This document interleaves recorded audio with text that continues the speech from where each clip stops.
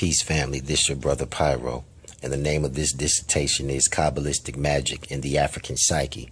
Now, the Kabbalah means to receive, and Jewish scholars will say that its creation came from God, and it was transmitted to the angels, then to humanity, reaching Adam. In reality, these teachings predate the Jewish faith by thousands and thousands of years. We can find Kabbalistic origins in Kemet, from the temple of Osiris in Abydos, where we see the flower of life geometry engraved on the walls and floors. Now, after many waves of invasions from foreign cultures, the African Moors preserved the mystery teachings, taking it into Spain, and the so-called Jews, who in actuality followed the African science of Djibouti or Tahuti, they cloaked the doctrine's true origin. So from 711 AD to 1492, much of the Kemetic mystery system was translated and held sacred behind religious orders and brotherhoods. The Kabbalah is one of the highest studied sciences in the West as magic is concerned, and Judaic mysticism is the core foundation of all Western secret societies and Freemasonic orders. The Kabbalah is portions of the sacred wisdom of Djibouti, Tahuti, or Thoth, what's known in the West as the 7 Hermetic Principles, all exposing how man is a microcosm of the Creator. Even down to the Bible, the Kabbalistic codes are written in Freemasonic jargon, and they are encrypted throughout the whole text. The tree of life is mentioned over 7 times in the Bible, from Genesis verse 2:9 to 3:22 down to Revelation. These are all metaphysical codes of man's transformation of consciousness. The Sifra Yetzirah, in essence, is the book of formation, explaining how the all came into existence. As the all contemplates and pondered itself, its internal contraction and expansion manifested a residual geometric life force pattern with 32 paths and 10 cosmic portals, creating the tree of life construct, coming down in order from Ein Sof, limitless eternal light, personifying Kiva, Chokma, Banal, Chesed, Gibora, Teperith, Nixak, Had, Yesod, Malkuth, and Dath. Crown, wisdom, understanding, mercy, power, beauty, victory, majesty, foundation, and knowledge.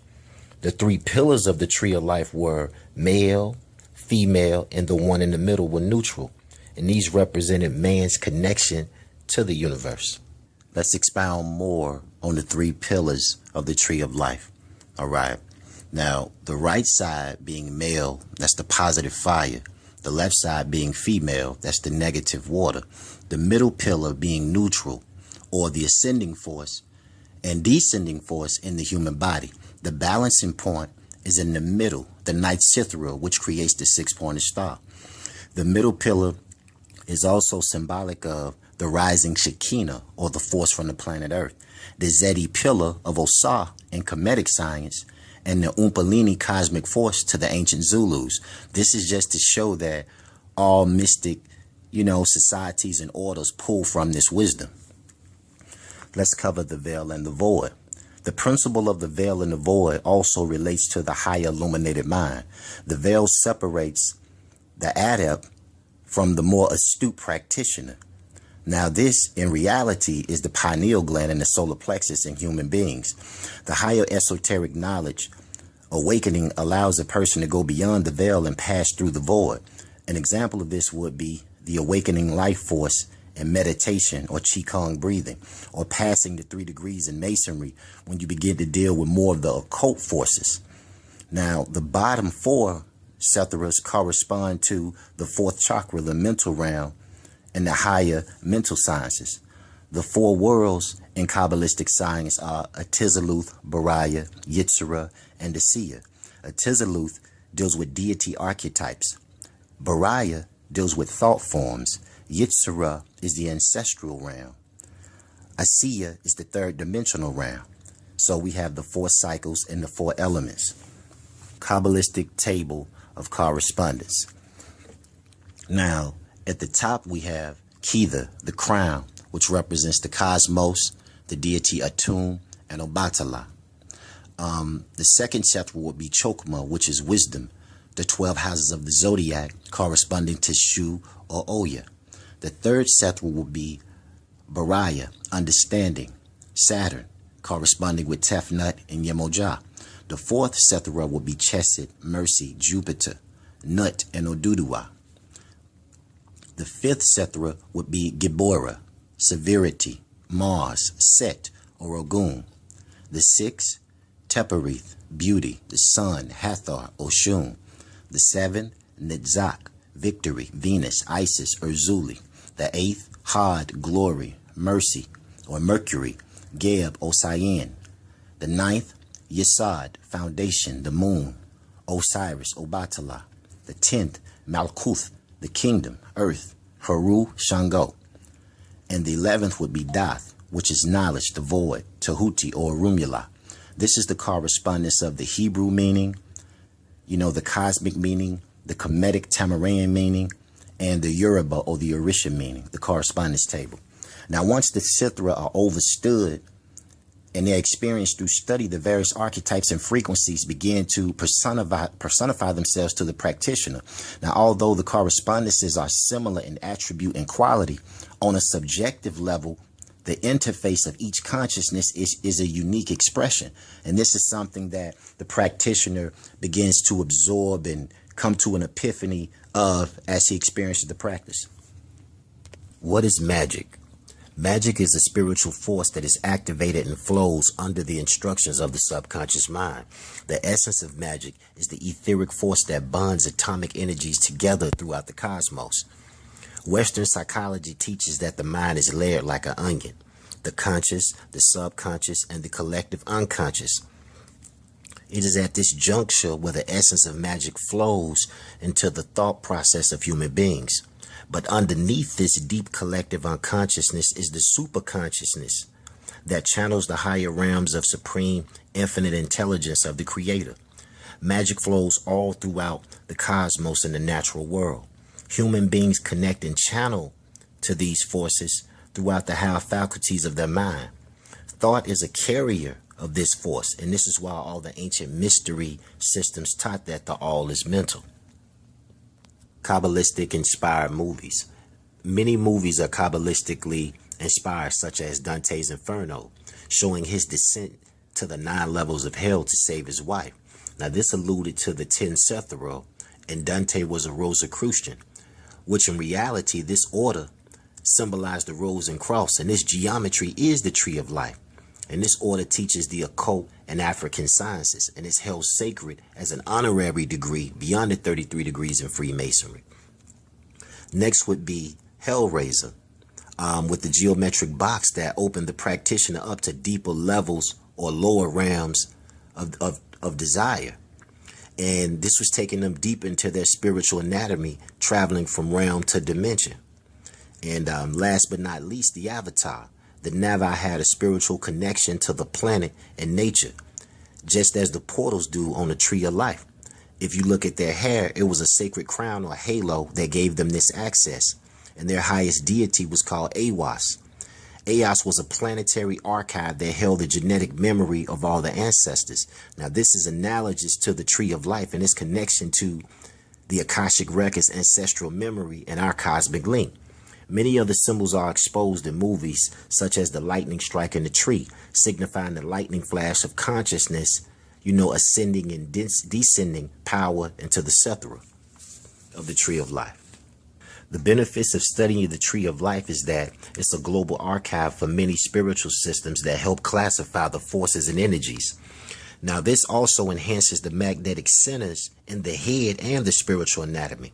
And the more the mind is trained and the qualities are overstood, the thought forces and magic become stronger and the insight more fine and tuned. This helps produce a mathematical ambience with the forces, archetypes, deities, and gods that the practitioner is activating or accessing.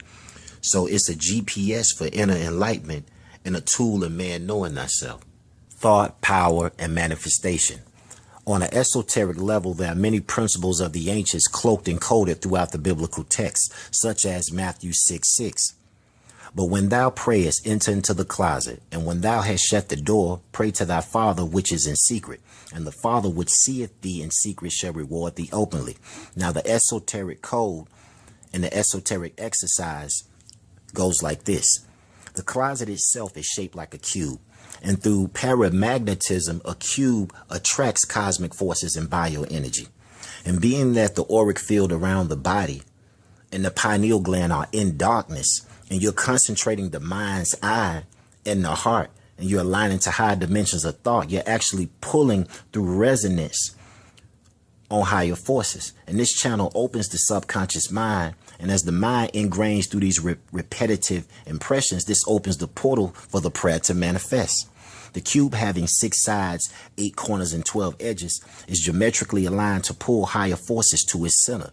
26 is the numerical value of the cube, which means it holds solar power. The cube is symbolic also of the inner jewel in man, the alchemist stone, and the inner dimensions of the Masonic Lodge, and many other sacred temples. This is why the cube is also used as a talisman for rituals in various spiritual systems. And you find a lot of priests, Kabbalists, Sufis, and mystics that utilize this symbol. Thought, power, manifestation. Another esoteric principle can be found in Isaiah 45:3.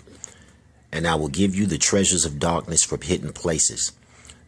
This represents the 11 portals of consciousness, or the 11 jewels in the melanated black body, the Shem Hamafa, the divine anatomy. These portals of the Sithra can be activated more powerfully in darkness because of our melanated potential. In Proverbs 24, verse 3, it states, by wisdom a house is built, by understanding it is established, and by knowledge its rooms are filled with rare and beautiful riches. Masonically, this is the layered levels of the mind's house that melanated beings can use to accumulate wealth magnetically. The Hebrew letter that symbolizes a house of the mind is called Beth. 432 frequency. Being that the material realm of existence is life forces vibrating at different density levels, tonation and frequency plays an integral role. The study of semantics teach that wave phenomena holds geometric structures. Within these geometric structures are states of consciousness. Many esoteric circles utilize mantras, mandalas, and meditation chants to produce chemical changes in the brain and shift cognition. The Om chant actually taps into this 432 coherent heart frequency. Kabbalistically, 432 equals 9, which is Yesod, the astral realm. So when you tap the imagination, according to Isaac Luria, 432 value is Tabel, meaning the flow of power, which leads into Malkuth, the kingdom, the power or the point of nature. In Sufi science, 432 is the activating frequency of the 12 centers in the brain's reticular formation and the 12 energy centers of the heart. 432 frequency. The Sufi mystic Rumi stated that he who knows the sacred tone can master the universal forces. The central galactic core and the scuma's resonance also synthesize with light, and the speed of light is 186,272. 432 being the square root of light puts the practitioner on a channel where the consciousness is open to high intelligence as well as healing forces. So the exercise for this esoteric principle would be the sacred fire breath. With the chanting of Om, the exercise tunes you into the 432 frequency. You inhale for the count of 9. Exhale for the count of 9. After doing this for 9 complete breaths, chant Om and visualize a flow of intrinsic power flowing from the central galactic core, the sun, into the crown of your head, illuminating from the solar plexus throughout the whole being. The 22 Hebrew alphabet: Aleph, Beth, Gemel, Dath, Hey, Va, Zayin, Chith, Teth, Yod, Kaf, Lamed, Min, Nun, Samik, Ayin, Fi, Sadak, Kuf, Resh, Shin, and Tau. Why study the Kabbalah? Now, for those that would say, why study the Kabbalah? Isn't that Jewish? I mean, isn't that another person's culture with all that magic stuff? Why study the Kabbalah? Now, for those that would say, why study the Kabbalah? Isn't that Jewish? I mean, isn't that another person's culture with all that magic stuff? That stuff doesn't exist. Well, I would beg to differ. The so-called Judaism is actually fragmented indigenous African culture. Magic is a spiritual force that's activated under the instructions of the subconscious mind. In essence, magic is the mind-controlling force consistently controlling images of black people throughout the media, controlling their self-image and portraying them as pimps, players, hustlers, gangsters, killers, robbers, prostitutes, and whores. See, so the constant programming actually, destroys the motivation, ambition, love, and self-esteem of melanated people. This is all programming. That's magic being used. I would suggest for people to get the book, The Secret Relationship Between Blacks and Jews, and also get the book, The Jewish Phenomenon. Both of these books explain the power, control, and the economic principles that have been used to benefit off of melanated people. And studying the Kabbalah, we understand how programming happens in the mind, and we can reprogram the mind. And it gives you the ability to more easily invoke ancestral power and to synthesize various spiritual teachings with ease. It's a means of mental training that allows the practitioner to fight their enemy psychologically and on the mental plane the same way their enemies fight them. And it teaches you to tap the collective consciousness of power. It's truly a weapon for the disciplined occultist and metaphysician. So study the ancient science and empower yourself. Kabbalistic magic in the African psyche. Peace.